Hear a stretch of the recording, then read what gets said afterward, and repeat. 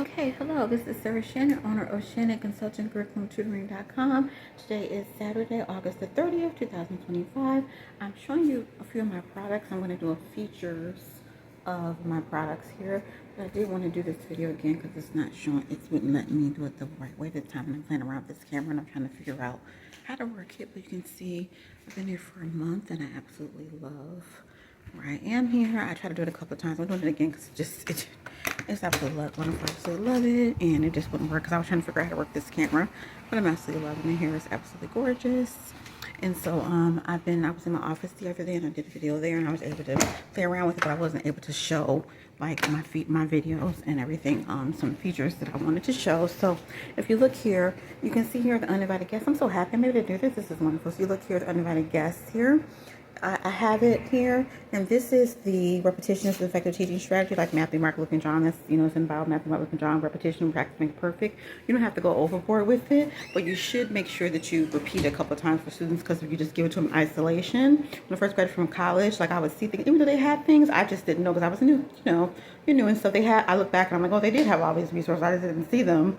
But they give you sometimes the text we would use sometimes, not all the time, but sometimes they would give them concepts like the objective. Let's say the objective is figurative language, for example. They would give it to them, but they wouldn't give it to them enough for the kids to master it. And we know as effective teachers, you need to have it repeated a couple of times. So like Matthew, Mark, Luke, and John. So this is the uninvited guest. So this is a story that I've written.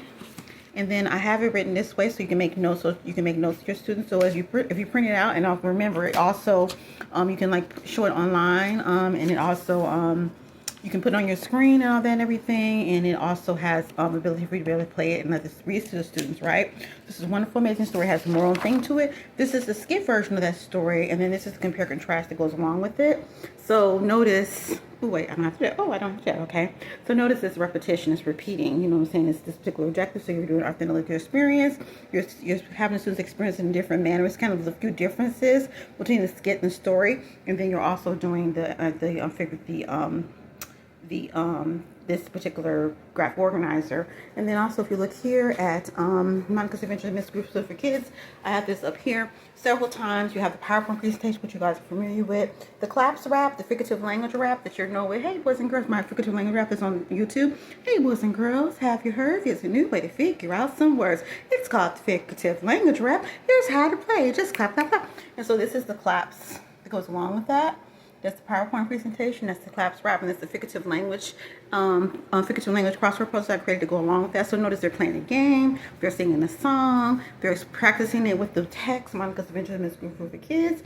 That also is authentic literature experiences that they experience the text in multiple ways. You don't have to go overboard with it because sometimes kids pick it up after 2 or 3 times, especially the higher ones. But you do need to repeat it a couple of times just to make sure they master it. Unless you have a class that just is brilliant, and that does happen. Has happened to me before. And then also like this is summary map. This is one of my summary frames.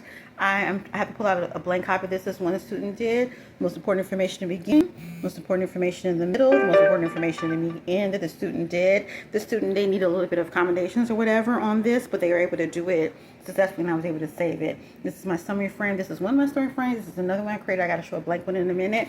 And then this is also another simpler one that I created. So repetition, repeating, summary in a different way. Most important information in the beginning. I also have a teaching video on my website that you can watch that teaches how to teach that particular most important information beginning, middle, and end with summary. Gibbs Escape from Slavery, a wonderful story here. So I wrote again. If you look here, it's the amazing story. It's about slavery, and then, like I said, you can have them. They can play it on. You can display it on your screen, and then also it has an opportunity for the students to be able to have it read to them. If you give it to them on the individual computer, the link, they can read it to them, if they need that. And then also you can have working with small groups. These stories, and they're really wonderful. They're also, I've been in the system, and I know some of the stories that they use sometimes. Some of them are great, some of them are not so great.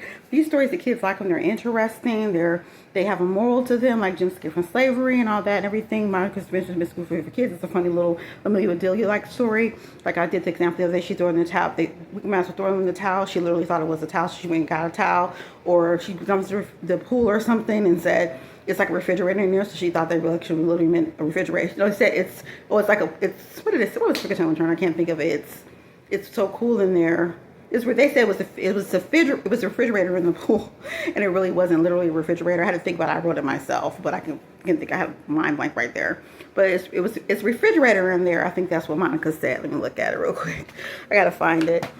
This is one about throwing the towel. She literally thought they meant throwing the towel. It's in here somewhere. But look at these beautiful pictures. What's wrong with her? You know, she's green. So she's green in the face. They thought she was literally green, and her bark is bigger than her bite, and they literally thought she was a dog. Like, it's just cute, Monica. I wrote it. I can't think of it right now. I'm having a brain freeze, but you get it. It's like figurative language, like Camille would do when you're little. You read those stories, whatever. Funny, ha ha ha, hee hee ha. Little story, and then so. Just to kind of give an example of some of the things that I have here. And this is the research, how to write a research report. I have it here. I have a teaching video that teaches. This is a really wonderful way I had to help students to be able to write research reports. And then this one, the verb response question sheet right here, that I'm going to be able to, I'm going to spin it and make it look a little bit better. Wonderful, amazing tool to practice communication skills. I'm struggling with it right now for some reason. I'm going to do this again.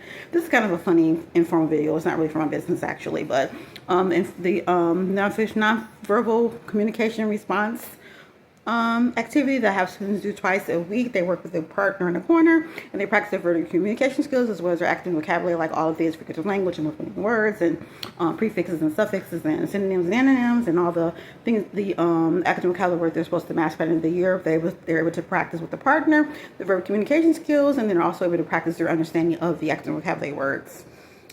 I'm struggling with it right now, whatever. And so this is just an example. And this is my book that I'm going to be putting on the website, which some of this you'll see here already. But this is what I wrote. This book I wrote when I first graduated from college, when I started writing. And you look at this. It's not based on most effective strategies, but it's still pretty good. It includes like the clap strap in here and all that. Some of the stuff you'll see here.